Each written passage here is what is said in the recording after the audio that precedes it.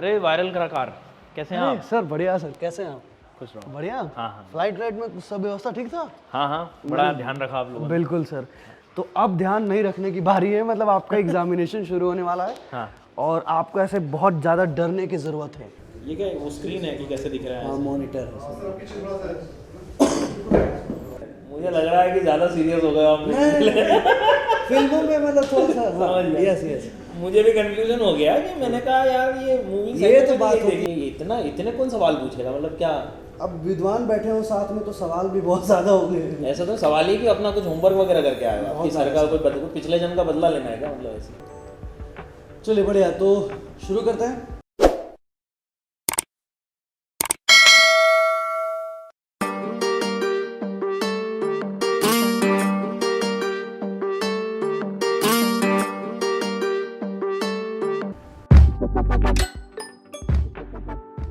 तो इस समय हम बैठे हैं अपने पृथ्वी के उत्तरी गोलार्ध में स्थित एशिया महाद्वीप के भारत देश में। 28 डिग्री 61 मिनट उत्तरी अक्षांश और 77 डिग्री 23 मिनट पूर्वी देशांतर के भूगोल पर, यानी कि राजधानी दिल्ली में।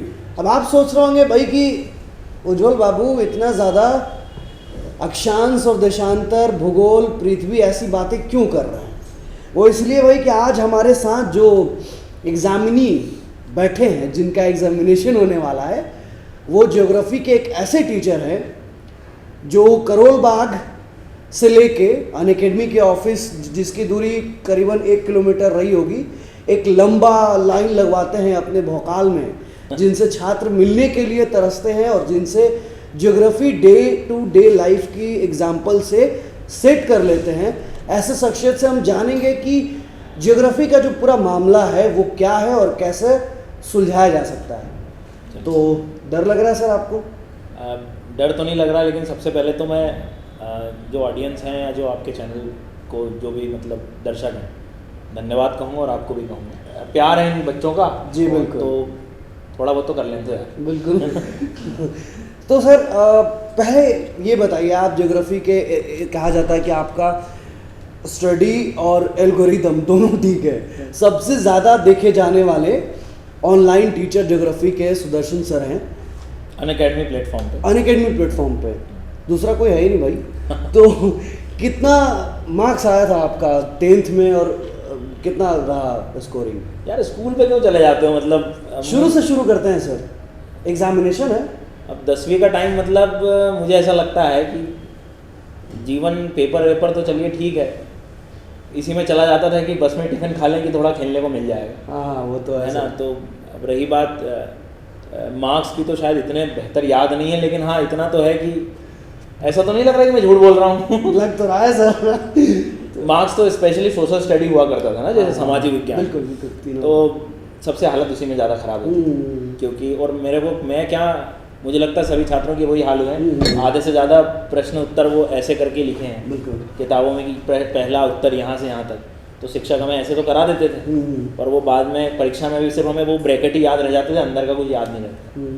तो तकलीफ तो बड़ी हुई थी। तो मुझे नहीं लगता कि मतलब मार तो खाई थी मैंने, मतलब तो 11th-12th में आपने आर्ट्स लिया? नहीं आर्ट्स नहीं, आर्टिस्ट ही हूँ बस, मैं ऐसे आर्ट्स नहीं लिया मैंने। तो आगे फिर मतलब कैसे आपकी 11th-12th में आपने आर्ट्स वही लिया? वो क्या लिया? नहीं रहता कि भैया घर में ऐसा रहता है कि आपको गणित लोगे तो ही आप देखे जाओगे समाज में। तो वैसे ही हाल है कि नहीं तो बाकी मतलब वो डर था मुझे कि किसी शादी में कोई मुझसे पूछ न ले कि क्या सब्जेक्ट लिया, तो आर्ट्स कहूँगा तो पता लगे खाना भी नहीं खा रहे साथ में मेरे साथ, है ना। एक तो रसगुल्ला कम से कम खाना तो खाया, इसलिए एटलीस्ट मैथ्स तो ले लिया मैंने। और थोड़ा इंटरेस्ट भी था मैथ्स में शुरुआत से, तो फिर वहीं वो डायरेक्शन। कैसे शुरू हुई, मतलब आपने 10th के बाद क्या किया, कैसे आपकी जर्नी शुरू हुई? देखो वही सिंपल, एक्चुअल में 10th तक की स्टोरी थोड़ी सी अलग थी, क्योंकि बाकी जो स्कूलिंग वगैरह जो रहा है वो तो ठीक था, लेकिन 8th 9th 10th ये 3 साल मेरी लाइफ के थोड़े अलग रहे। इसमें शायद कुछ लर्नर्स को तो नयापन भी लगेगा कि ये क्या कह रहे हैं सर। वेद शास्त्र भगवत गीता की तरफ मेरा ज़्यादा रुझान रहा है। अच्छा। हाँ, और 10वीं कक्षा में मतलब मैंने उस समय श्रीमद् भगवत गीता पूरी मुखाग्र बोल दी थी 71 मिनट में बिना देखे। वाह। पर मुझे आज अभी याद नहीं है पूरी, क्योंकि अब उतना समय हो गया। लेकिन हाँ ये है कि पारायण वगैरह उसका करूँगा चीज़ें आ सकती। वो एक बहुत बड़ा मोड़ था और आज भी वो कॉन्फिडेंस देता है कि एक 700 और उससे ज़्यादा जो श्लोक हैं, इतना कैसे कोई व्यक्ति याद कर सकता है और एक के बाद कैसे बोल सकता है। तो वो एक मेरे को रोज़ मोटिवेट कर सकता है। जब इतनी चीज़ें मैं उस समय उस उम्र में कर सकता हूँ तो शायद आज के टाइम पे कोई भी कुछ कर सकता है। तो ये बहुत बढ़िया फेज़ रहा है। मुझे अल्हड़पन में आपकी मैच्योरिटी झलक रही है। कहीं इंजीनियरिंग से तो नहीं आते हैं आप? बस वैसे ही कुछ मान लीजिए, एक जॉब छोड़ा हुआ व्यक्ति साथ में बैठा है आप। वाह, आजकल भविष्यवाणी में भी मेरा स्कोप दिख रहा है ऐसा। देख लो, मतलब सिक्योर है जॉब। तो कहाँ इंजीनियरिंग कहाँ से फिर करी? भोपाल से ही लोकल, मतलब जो वहाँ के जो कॉलेज हैं। और मैंने कहा ना कि बहुत जो औसत विद्यार्थी का जो डेफिनेशन अपने क्षेत्रों में बोली जाती है, मैं औसत ही मानता था अपने आप को। पता नहीं कुछ आसपास चीज़ों को देख के कभी खुद पे उतना भरोसा हुआ नहीं। तो आप बनना क्या चाहते थे? शुरुआत से तो कोई भी पक्का ही नहीं था कि बस चलना है, मतलब परसेंटेज देना है साल के अंत में घर वालों को, ताकि वो डांट से बच जाए। था कि मम्मी को? पापा और सबसे बड़ा लालच कि कोई साइकिल वाइकिल दिला देगा, पर वो आज तक आई नहीं है। अच्छा, हाँ। तो बस वही सब चीज़ें थी। तो इंजीनियरिंग आपने फिर पढ़ाई पूरी की, फिर प्लेसमेंट वगैरह? हाँ, मतलब प्लेसमेंट में भी, पर इंजीनियरिंग तक मेरा लगभग एंड तक ये हो गया था कि मैं सिविल सेवा में जाने का मेरा प्रयास था। तो पर आफ्टर ऑल कॉलेजेस वगैरह में जाना और ये इनमें तैयारी कर नहीं पाए। 4 साल के बाद जब ये इंजीनियरिंग हो गई, उसके बाद तैयारी करना सोचा, तो जॉब वगैरह तो उधर जाना नहीं था फिर मुझे। तो तैयारी शुरू करी, 3 अटेम्प्ट तक मैंने दिए भी हैं, लेकिन वहाँ उतनी सफलता, मतलब तीसरे अटेम्प्ट में मुझे लग गया था कि शायद अब मेरे से ये नहीं हो पाएगा, या मुझे एक लर्निंग ये मिल गई थी कि 1-2 सब्जेक्ट अच्छे होने से सिलेक्शन नहीं होगा। तो फिर मैंने, जैसे अभी क्या है कि आप बुलेट ट्रेन की तरह भागे जा रहे हैं। हाँ। बल्कि मुझे ऐसा लगता है कि जर्नी की शुरुआती दौर ही बहुत प्रेरणादायक होती है। हाँ। तो आपने कहा फट से आपने इंजीनियरिंग कर लिया। ये पहले ये बताइए, मैं ये जानना चाहता हूँ, कोई भी स्टूडेंट पहला जो अपना करियर ऑप्शन क्रैक करता है कि भाई मुझे इंजीनियरिंग करना है, वो सर बहुत मुश्किल होता है। क्योंकि हमारे देश की जो स्थिति है उसमें युवाओं को पहले ही ये डिसाइड करना बहुत मुश्किल हो जाता है कि 11th के बाद या 10th के बाद क्या लें। अभी हम लोग करियर ऑप्शन पे बात करें, सब्जेक्ट ऑप्शन चूज करना बहुत मुश्किल होता है। तो आपने इंजीनियरिंग कैसे चुन ली? फिर इंजीनियरिंग के बाद आप बता रहे हैं कि सिविल सर्विस में किसी मैंने कहा ना कि 10वीं के बाद नॉर्मली क्या होता है कि एक तो परिवार या आसपास के वातावरण पे भी डिपेंड करता है कि कौन किस तरह का है।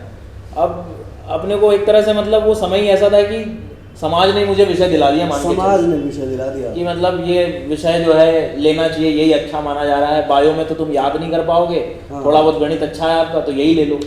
और आर्ट्स कॉमर्स की तरफ तो पता नहीं, मतलब जिस क्षेत्र में था आज भी यही मानसिकता है कि नहीं इससे अच्छा तो ये ले लो। पर सच नहीं पता है कि आर्ट्स वाला व्यक्ति के आधे से ज़्यादा चीज़ें IAS में सिलेबस में आपको कैसे क्रैक कैसे करना चाहिए। एक मान लीजिए कोई लर्नर है जिसने 10th पास की, वो चूज़ कैसे करे कि हमें किस सेक्टर में जाना है और क्या करना चाहिए? देखो, शायद वो समय आप मुझसे पूछते या मैं कभी उस टाइम तो नहीं बता पाता, लेकिन इतने उसमें मैंने अनुभव में एक चीज़ सीख ली। वही चीज़ मैं बता रहा था कि जो सब्जेक्ट को मना किया जाता है आर्ट्स मत लो, उसी से व्यक्ति कलेक्टर बन सकता है। बिल्कुल, समझ रहे हैं। तो आज मेरी यही लर्निंग है कि 10th तक 9th तक जो भी आपकी जो स्कूलिंग रही है, स्कूलिंग यदि बेहतर है तो लर्नर या बच्चा जो है डिसाइड कर सकता है अपने इंटरेस्ट, किस सब्जेक्ट में इंटरेस्ट। बिल्कुल, क्योंकि इंटरेस्ट है तो आप उस सब्जेक्ट के साथ रात भर जाग जाओगे, रात भर जी जाओगे उस सब्जेक्ट पर। लेकिन यदि मजबूरी में थोपा गया है तो आप 1 मिनट भी नहीं बैठ सकते। बिल्कुल राइट। और शायद आज शिक्षक का काम भी है, स्कूल के भी शिक्षक हों या कहीं के भी शिक्षक, सब्जेक्ट में इंटरेस्ट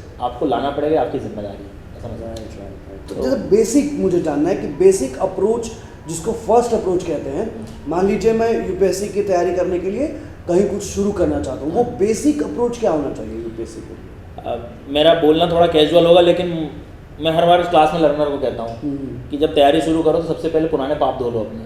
पुराने पाप मतलब स्कूल के। आधे से ज़्यादा प्रिपरेशन में NCERT की कहानी सुनाते हैं कि NCERT शुरू करो, क्यों कहते हैं? वो आपके एक्चुअल में पाप धोना चाह रहे हैं। अब वो बेसिक पता है, न्यूज़पेपर पढ़ रहे हैं, मान लीजिए USA या मान लीजिए यूरोप की कोई कंट्री, अब ज्योग्राफी बोल लेता हूँ थोड़ा सा, बिल्कुल। तो कोई कंट्री की न्यूज़ आ गई, यूक्रेन की आ गई, आपको पता ही नहीं यूक्रेन का, क्या न्यूज़पेपर पढ़ेंगे? सही बात है, समझ रहे हैं। तो ये बेसिक्स हैं, तो चीज़ें थोड़ा पता तो मतलब न्यूज़पेपर समझ में आ जाए। इसलिए मेरा मतलब ये है कि अपने पाप सही करना, इट मीन्स दैट कि जो ये स्कूलिंग में हमने 6 से 12 तक या 10 तक नहीं चीज़ सीखी है वो एक्चुअल में सीख लें। बिल्कुल, मैं नहीं चाहता कि वो सारे बच्चे वो वाले आंसर्स तक रह जाएं कि यहाँ से यहाँ तक। NCERT या सोशल स्टडीज़ में यही किया जाता था जनरली, यहाँ से यहाँ तक ही कर दिया, उससे बाहर आना पड़ेगा।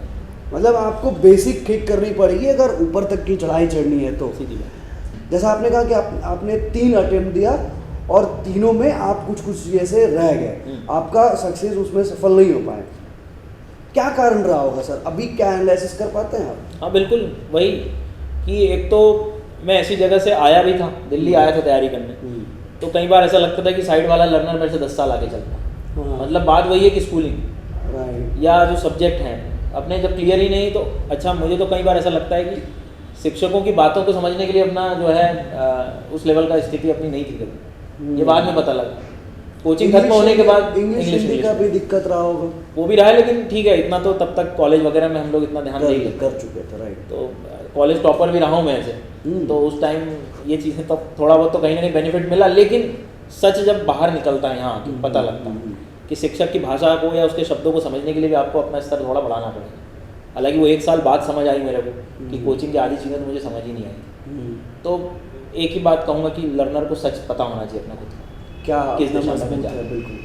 तो जब आपने यूपीएससी के 3 अटेम्प्ट दिए, फिर एक डिमोटिवेशन आया होगा, अरे यार इतने साल हो गए। जैसे हमारे अभी बहुत सारे लर्नर हैं जो फर्स्ट अटेम्प्ट या सेकंड अटेम्प्ट में ही हार जाते हैं। आपने रिवाइव कैसे किया खुद को कि चलो यूपीएससी नहीं हो पाया, इंजीनियरिंग से ऑलरेडी आप आ चुके थे, आप कहीं पैसा खर्च करा चुके हो, आप कहीं जॉब प्लेसमेंट ले सकते थे, यूपीएससी भी करा, उसमें भी सक्सेस नहीं हुए। खुद का मोटिवेशन क्या आपका, आपने कैसे रिवाइव किया? तो ये असफलता की कहानी हम लोग इनफैक्ट डिस्कस कर रहे हैं मेरी अब तक। इसमें एक कहानी और अब जुड़ने वाली कि कॉलेज हो गया, तैयारी आपने कर ली, दिल्ली में पैसा लगा लिया, कॉलेज में पैसा लगा दिया, अब यूपीएससी में नहीं हो रहा है, मतलब अब तो खाली है ना ऐसे वही कि जैसे कॉलेज में हुए थे। बिल्कुल। फिर मैंने सोचा इंजीनियरिंग के बेस पे जॉब लिया जाए। तो पुणे में जो एमएनसीज रही हैं तो उनमें मेरा सिलेक्शन भी हुआ, थोड़ा लेट हुआ, लेकिन मैं हालांकि वही पीछे ही था एक तरह से। वहाँ भी आप विश्वास नहीं करेंगे, मैं तीसरे दिन हार गया, बिल्कुल मन नहीं हुआ। तीसरे दिन रात को पापा को फ़ोन किया मैंने कि मैं मतलब हार गया हूँ, ऐसा लग रहा है मुझे। तो फाइनली उन्होंने कहा एक काम करो, तुम वापस आ जाओ भोपाल, थोड़ी हिम्मत दी, आ गया हूँ। और दोबारा मैंने सोचा फाइनल अटेम्प्ट दिया जाए, 3rd अटेम्प्ट जो आपका, फोर्थ का प्लान कर लिया था। समझ गया कि एक पूरी ऊर्जा से भोपाल में बैठ के अपने, पर पता नहीं उस टाइम किस्मत में कुछ और लिखा था। दूसरे तीसरे दिन मेरा वहाँ से पढ़ाने का जर्नी शुरू हो गया। एक दिन ऐसे नाश्ता करने जा रहा था मैं, तो भोपाल में नाश्ता करने शॉप पे जा रहा था, तो वो पैम्पलेट्स नहीं पड़े होते हैं कोचिंग के, तो वहाँ से पड़ा हुआ था, उठाया तो कोचिंग का नाम लिखा था कि ये नए बैच प्रारंभ हो रहे हैं, उसमें नंबर वगैरह भी लिखा, फ्री क्लास है ना, तो फ्री क्लास, डेमो क्लास वाला। पर उसका यूज़ मैंने अलग तरीके से करा, मैंने उसी नंबर पे कॉल किया, बैच के लिए नहीं, आपके पास पढ़ाने के लिए कुछ है, ये अपॉर्चुनिटी क्रिएट करना होता है। बिल्कुल। बोले आ जाओ आप देखते हैं। तो उन्होंने बुलाया, वो सीधी बात कही उन्होंने, तो भैया बच्चे को पसंद यदि आप आ गए तो पढ़ा लीजिएगा। और सही भी कहना है भाई, आप जो पढ़ा रहे हो समझ में तो आना ही चाहिए। तो मैं गया पढ़ाने, तो अपन तो क्या, मैंने कहा भाई पैसा वैसा कुछ दोगे, क्या करोगे? बोले हाँ है, 70 रुपये घंटे मिलेगा आपको। 70 रुपये? हाँ। कब की बात कर रहे हैं आप? 2014 एंड। तो ज़्यादा पुराना वक्त नहीं है, मतलब बिल्कुल वक्त नहीं। हाँ, मैं आपसे कह रहा हूँ ना कि मतलब 2014 से ही लगभग मेरी जर्नी शुरू हुई, इसलिए मतलब मैं लर्नर्स को अब तक 7-8 साल का अनुभव दे पाता हूँ। उसके पहले मैंने कॉलेज वगैरह में ग्रुप वगैरह ये पढ़ाना, क्लासेस थोड़ी बहुत ऐसी एक अलग चीज़ हो जाती है, बट ट्रूली इस चीज़ के लिए पढ़ाने की जर्नी मान के चली 2014 से। तो 70 में फिर आपका दिमाग नहीं घुमा रहे इतना कम कैसे? पर मुझे ऐसा लग रहा था कि कुछ नया, और मेरा उस टाइम ये भी मोटिव था कि दिन भर बैठे बैठे मैं कुछ नया कर लूँ, मतलब। और पिताजी से एक बात, पिताजी शिक्षक रहे हैं, उनसे एक चीज़ सीखी है कि बेटा पढ़ाने के लिए जो पढ़ते हैं व्यक्ति, और उसमें जो आपका ज्ञान बढ़ता है या किसी को ज्ञान शेयर करने में जो आपका ज्ञान बढ़ेगा वो एक अलग चीज़ होगी। बिल्कुल। और वो उनका बताया हुआ मैंने देखा हुआ था, तो मैंने सोचा कि वहीं से कुछ शुरू करते हैं। मज़ा आता था शुरुआत में, पता नहीं ये चीज़ मेरे शरीर में ही आ गई है पहले से ही पढ़ाने वाली ना, तो कोई सब्जेक्ट या फिर आप ऐसे? ज्योग्राफी था मेरा उस टाइम, ऑप्शनल ज्योग्राफी हुआ करता, तो मैंने पढ़ाने का भी ज्योग्राफी से देखा कि भाई सिविल सर्विस की और सिविल सर्विसेज से। और उसकी भी कहानी इंटरेस्टिंग है कि बड़ा वो था कि मैं ऑप्शनल कौन सा लूँ। तो उस समय एक वो हवा चलती थी कि इसमें ज़्यादा मार्क्स आ रहे हैं, इसमें ज़्यादा मार्क्स आ रहे हैं, तो ये ले लो। पर पता नहीं मेरा रुझान उधर गए ही नहीं। मुझे वो लैंड ब्रीज और सी ब्रीज वाला चैप्टर याद आता था, क्लास 6-7 वाला। आप घुमक्कड़? हाँ, बस पता नहीं आप कह सकते हो आप समय के आधार पर, लेकिन तो वो पता नहीं कुछ याद आ रहा था कि सिर्फ, मतलब कहने का मतलब है कि सामाजिक विज्ञान में तो कोई चीज़ याद थी मुझे, वो ज्योग्राफी, वो थोड़ी बहुत ज्योग्राफी की इमेजेस बनी, राइट। उसी के आधार पर मैं सोचा कि यार एक बार ऑप्शनल ये वाला भी ट्राई कर सकते। थोड़ा पढ़ना शुरू किया तो इंटरेस्ट भी आने लगा, तो फिर वही बात, इंटरेस्ट आया तो काम बनना। तो वहीं पर पढ़ाना भी मैंने ज्योग्राफी से पढ़ाने लगे। हाँ। पहली क्लास में बच्चों को अच्छा लगा, पर वो 2 या 3 महीने में कोचिंग बंद हो गई, क्योंकि उनके जो शिक्षक थे उनका भी एक बड़ी कोचिंग में हो गया, तो वापस वहीं आ गए हम तो जो है। पर पता नहीं 1 हफ्ते बाद फिर उन्हीं शिक्षक का ही फ़ोन आता है कि यहाँ भीड़ बहुत हो गई है, बच्चों की भी बैचेस बहुत हैं, तो मैं आना हो तो आ जाओ। मैं कहना चाहूँगा कि वो शहर ग्वालियर था, जहाँ से मेरी लाइफ बिल्कुल चेंज हुई। मैं ग्वालियर गया, तो वहाँ से फिर मैंने ये पढ़ाने की एक्चुअल मेरी जर्नी एक बड़े प्लेटफॉर्म से शुरू की। ये सन था लगभग 2015 शुरू हो चुका था। तो ये बड़ा क्या अनअकैडमी था? नहीं, वहाँ स्टेट में एक इंस्टीट्यूट है। अच्छा। जो मतलब तो फिर अनअकैडमी कैसे, मतलब कब? अनअकैडमी की कहानी तो मतलब आज भी यदि मैं ऐसे बैठ जाऊँ और सोचूं तो ऐसे छोटे छोटे पॉइंट्स हैं कि यदि वो पॉइंट्स यदि मैं लाइफ के मिस कर देता तो शायद मैं आज इतने लर्नर्स के पास नहीं पहुँचता।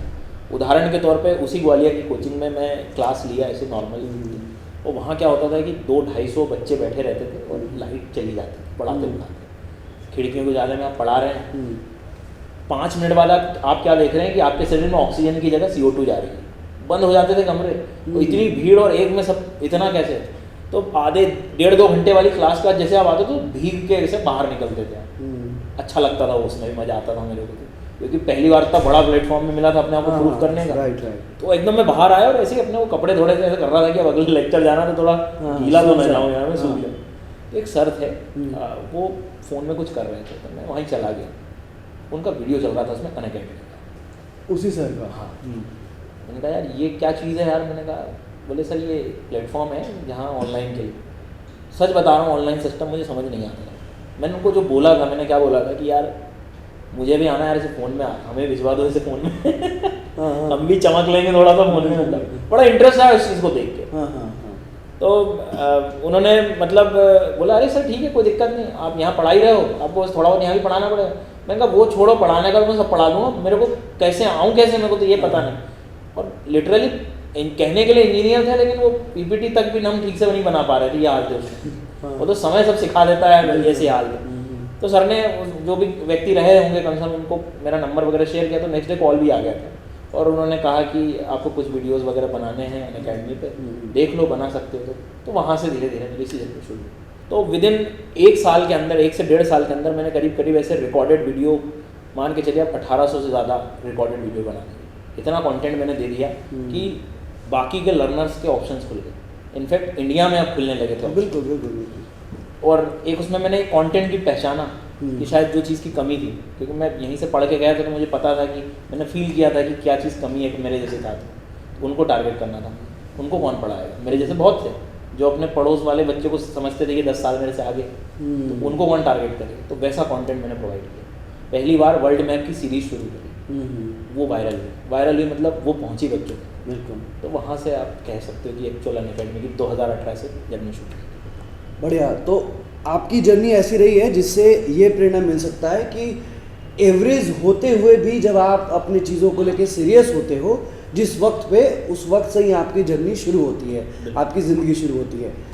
अब क्या है सर कि ये जो एग्जामिनेशन जो ये शो है, उसके कोर सवाल बाकी हैं अभी आपसे, जो हमने किसी स्टूडेंट से, सब्सक्राइबर से, लर्नर से इकट्ठे किए हैं। अच्छा। ये सवाल के जवाब आपको देने मैंडेटरी है और इसी के रिजल्ट आपको हमारे व्यूवर्स से मिलने वाला है। अच्छा। अब आपको एक्चुअली डरने की ज़रूरत है। पानी तो, पी लूं? हाँ पानी पी सकते हैं, चाय वाय भी नहीं, बजट बच गया। ओके, सो सवाल ये है, प्यार किया कभी आपने? हाँ मतलब प्यार तो बेसिक नीड है मुझे लगता है आज के टाइम पे। हाँ। अभी फिलहाल ज्योग्राफी से ज़्यादा हो रहा है, ऐसा लग रहा है। बढ़िया। तो मान भी है यार वो चीज़ एक्चुअल में, हाँ, कि मैं करूँ इससे प्यार। तो इससे रिलेटेड सवाल किसी ने पूछा है कि आपसे ये जानना चाहते हैं कि आप और ज्योग्राफी एक दूसरे के कब हुए? I mean, आपको कब ऐसा लगा कि ज्योग्राफी जी आपके लिए बनी है और अब आपको इनको प्रपोज कर देना चाहिए? अरे ये वही प्रिपरेशन की कहानी थी, मतलब सवाल बड़ा गजब पूछा है आपने। तो मैंने देखा कि यार सोशल स्टडी में मुझे सिर्फ कुछ भी याद नहीं आ रहा, सिर्फ वही ज्योग्राफी की वो पॉइंट याद आ रहा है, 1-2 लैंड ब्रिज, सी ब्रिज और ये। तो अब जो चीज़ याद आती है उसी से प्यार होता है शायद। तो वहीं से कहानी मैंने शुरू करी। कोई इंटरेस्टिंग कांड जो आपको लगता है कि यार ये बड़ी अच्छी चीज़ करी है मैंने ज़िंदगी में? वो बायो की लैब में ना, वो एक सॉल्यूशन फॉर्मेल्डिहाइड में आई थिंक कुछ जीव जंतु रखे रहते हैं ताकि तरोताजा बने रहे। मेढक वगैरह रखे मेंढक होते की हैं, बात राइट है। Right right. मेंढक के ऐसे लंबे से पैर लंबे होते से, हैं। हाँ, हाँ। तो एक दिन वो लैब में ना मुझसे वो गिर गया, हाँ तो थोड़ा सा वो फॉर्मेल्डिहाइड जो सॉल्यूशन था वो गिर गया, तो वो ग्लास जो था उसका वो आधा हो गया। अच्छा, तो दूसरे दिन क्या देख रहा हूँ कि आधा मेंढक सूखा हुआ है और आधा तरोताजा है। तो ताजा है भाई। तो सही है, जीवन सही है। के जो है वो कांड मतलब मुझे इसलिए क्योंकि सब शायद उस दिन सबसे ज़्यादा वो डांट पड़ी थी मुझे स्कूल में कि क्या कर गए, और डांट वो कौन सी वाली, फाइन वाली है, पैसा दो अब इस चीज़ का। अरे बाप रे। फिल्में देखते हैं आप?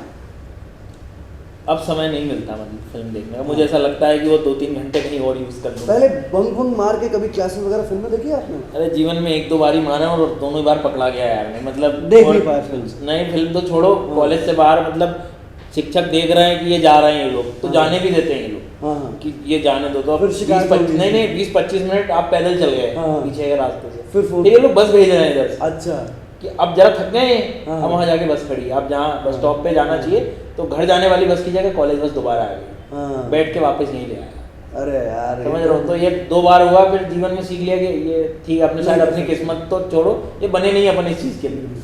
जब आप डीमोटिवेशन के फेज से जा रहे हो, अब कोई जो फिल्म मोटिवेट करती हो, जो हमारे लर्नर्स के लिए भी हो सकती है? मुझे एक मूवी जो आई थिंक सब लोगों ने तारे ज़मीं पे देखी होगी, हम्म। उसमें क्या हुआ कि लर्नर को देख के मुझे ऐसा लगा कि मैं भी जब लर्नर हूँ तो ऐसे शिक्षक मुझे क्यों नहीं मिले जो मेरे हिसाब से पढ़ा सकते थे, और मैं शिक्षकों की दृष्टि से देखूँ तो हमें ऐसा शिक्षक बनना चाहिए बिल्कुल। कि सब प्रकार के छात्रों को हम कर सकें। क्या करते हैं आप खाली समय में, पढ़ने पढ़ाने के अलावा?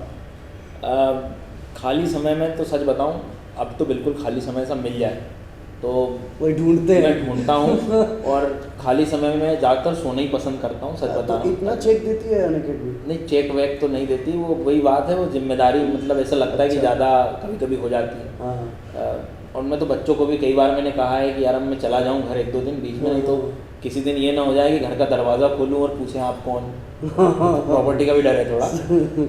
वो कौन सा ऐसा टॉपिक है जिसने आपको परेशान किया, फिर उसको स्ट्रॉन्ग कैसे किया आपने, उसकी आप थोड़ी जर्नी बताइए।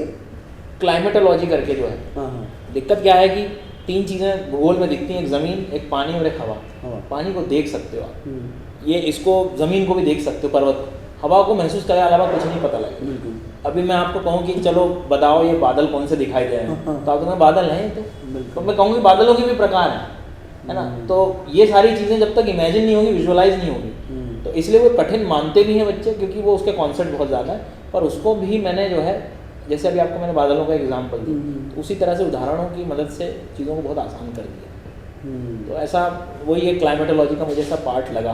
बढ़िया सवाल ये है कि एक आम आदमी भूगोल से कितना जुड़ा होता है और भूगोल उसके जीवन को किस तरह प्रभावित करता है?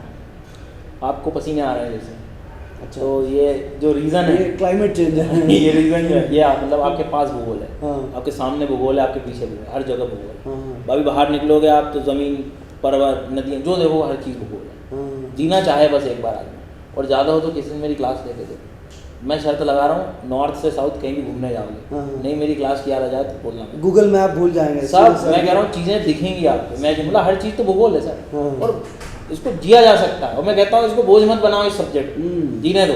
बिल्कुल। मतलब एक नई चीज़ है, और ये बात सिर्फ पढ़ने के बाद एहसास होती है कि यार ये सब्जेक्ट मेरे जीवन से कहाँ था इतनी दूर। तो मैं तो कहता हूँ कि सबको बेसिक पढ़ना चाहिए। आज भी मेरी क्लास की एक खास बात है कि मैं जब बच्चा मेरी क्लास में आता है तो मैं समझता हूँ उसका वो समय इन्वेस्टमेंट है उसका। बिल्कुल। यदि मेरे से पढ़ने के बाद बच्चा घर दोबारा पढ़ रहा है तो कोई फ़ायदा नहीं होगा। हाँ। तो आया है ना भैया, मेरी क्लास में आया, मेरी क्लास में बैठो और यहीं सीखो, और यहीं कोई ट्रिक व्रिक नहीं, प्रैक्टिस। बचपन से हमारे बूढ़े दादाजी ये सब क्या सिखाते हैं, लिख लिख के याद कर भैया। हाँ। तो वो लिख लिख के क्यों, उन्हें भरोसा उसी पे है कि वो चीज़ जितनी बार प्रैक्टिस करेगा उसी पे काम होगा, तो वो प्रैक्टिस ही करेगा। सही है सर। ऐसी कौन सी जगह है जिसे आपको पढ़ने के बाद लगा कि यार जिंदगी में एक बार यहाँ जाना है? ऐसा सवाल बड़ा अच्छा है, पर देखो जहाँ तक कहूँ तो काफ़ी वर्ल्ड का नॉलेज रखा हुआ है। हाँ। पर पता नहीं सच बताऊँ तो घूमने का भी भारत का ही मन करता है। नॉर्थ ईस्ट का जो रीजन है, एक भारत का जो पश्चिमी घाट है, वेस्टर्न घाट है, एक उत्तर वाला जो है, ये बहुत ही बायोडाइवर्सिटी को लेकर बहुत एनरिच्ड है। इनके साथ में थोड़ा समय बिताना चाहिए। बढ़िया। पहले अपने देश फिर विदेश। पहले पहले तो बिल्कुल। इतने सारे क्लासेस दिया आपने, इतने सारे आपके लर्नर्स रहे होंगे जिन्होंने ज़िंदगी में बहुत कुछ आपसे मिलने के बाद पाया होगा। कुछ ऐसा मोमेंट होगा कि कोई ऐसा आपका लर्नर उसका रिजल्ट आ गया हो, कोई ऐसा फैन मोमेंट आपको याद हो, वैसा बताइए जिसने आपको एक्चुअली ये फील कराया कि ये बेस्ट चीज़ है जो मैंने ज़िंदगी में पढ़ाना शुरू किया है। मतलब वो आज भी मतलब थोड़े रोंगटे से खड़े हो जाते हैं बोल बताते समय भी, इतना अच्छा लगा था मुझे। अनअकैडमी जो वर्ल्ड ओपन हुआ था ये ओल्ड राजेंद्र नगर में पहले दिन, तो जो छात्र सबसे पहली बार आए थे, तो उस दिन भीड़ भी बहुत थी। उसका कारण भी ये था कि कोविड के बाद में पहली बार ही ऐसे ऑफलाइन में एकदम मिला था। तो बच्चों की जो आंखें थी, मैंने एकदम आंसू से भी भरे हुए देखे। मुझे कारण नहीं पता, लेकिन मुझे इतना समझ आ गया था कि इनके जीवन में कुछ मैं वैल्यू एडिशन कर पाया। और उस दिन एक्चुअल में मुझे सही में ये फील हुआ कि जो मेरे साथ नहीं हुआ ना, वो आज उस दिन सब धुल गया कि भैया जो है नहीं हुआ, शायद ये चीज़ शायद मैं कभी नहीं ले सकता। बिल्कुल। जो कहते हैं ना कि मुझे लोगों का जीवन बदलना है, या मैं बदल नहीं सकता पर थोड़ा तो मदद तो कर ही सकता हूँ। उस दिन मुझे सुबह 9 बजे से शाम के 5 बजे तक हर मिनट हर सेकंड ये एहसास होता रहा। उस दिन काफ़ी बच्चे 1000-1500 बच्चे जब आ गए थे, तो उस दिन मुझे ऐसा लगा कि शायद मैंने कुछ, अब मैं सही दिशा में हूँ। और ये तो लंबी जर्नी है, अभी तो शुरुआत ही नहीं। जब कोई इंसान अपनी बेहतरी ज़िंदगी के लिए आपके आंखों में बहुत उम्मीद से देखता है, फील होता है कि अरे वो दिख जाता है कि भाई कुछ कर कुछ रहे तो हैं। किया है हमने। बढ़िया। तो इतनी सारी बातें हुई, इतने सारे सवाल के जवाब सर ने दिए, बहुत कुछ सीखने को मिला। लेकिन अब सर का रिजल्ट क्या है मैं नहीं बता सकता, क्योंकि मैं तो एक कलाकार हूँ, जिम्मेदारियाँ बस बदलती हैं मेरी। एग्जामिनी के एग्जामिनेशन सेशन का जो रिजल्ट है, जो कंक्लूज़न है, वो सर के लिए आपके वीडियो के कमेंट सेक्शन में होने चाहिए। वीडियो के कमेंट सेक्शन में बता दीजिएगा कि ये कैसा रहा, सर का रिजल्ट क्या है। वो तो आपके फर्स्ट टाइम बताते हैं, फिर अगेन थोड़ा इंटरेक्टिव सेशन कैसा रहा, बाकी आपको कैसा लगा सर वो बता दीजिए। बाकी बस ज्योग्राफी यही है आज की। उम्मीद है कि मैं और नए जो लर्नर्स हैं जो शायद अभी तक उतना बेहतर यदि नहीं सीख पा रहे हैं, तो उनकी हम लोग दोनों मिलकर मदद कर रहे हैं। बढ़िया। यही हमारा मेन उद्देश्य भी है और बड़ा अच्छा अनुभव रहा। नो डाउट मैं हर बार क्लास में पढ़ाने के नाम से आता हूँ, एक ये नया तरीका है कि लर्नर तक मैं पहुँचूँ। बिल्कुल सर। क्योंकि मैं नहीं चाहता हूँ कि जो चीज़ें मैंने कभी महसूस करी हैं, कमी महसूस करी विषयों को लेकर, शायद उसी को मैं अच्छा बनाना चाह रहा हूँ। तो इस पहल का आप लोग सभी हिस्सा बनिए। और आपका काम भी बहुत सराहनीय है कि आप नए माध्यम आज के टाइम पे ऐसे अपना रहे हैं कि हम चीज़ों को बेहतर बना पाएं। बिल्कुल सर। आप अपील कर दीजिए अपने रिजल्ट्स के लिए कमेंट बॉक्स में। आप ज़रूर कमेंट करिएगा और कैसा लगा सेशन ये ज़रूर बताना। Yes. क्योंकि आपको पता नहीं है कि आपके इन कमेंट से ही हमें ऊर्जा मिलती है। बिल्कुल। और बेहतर हम लोगों को करने का मौका मिलता है। लर्नर की जो ऊर्जा है वो हमें एक्चुअल हम कमेंट में फील कर पाते हैं। So thank you so much. Thank you so much sir, thank you for your time. Thank you. कैसी लगी एंडिंग? बहुत बढ़िया। ठीक है। कूल है सर।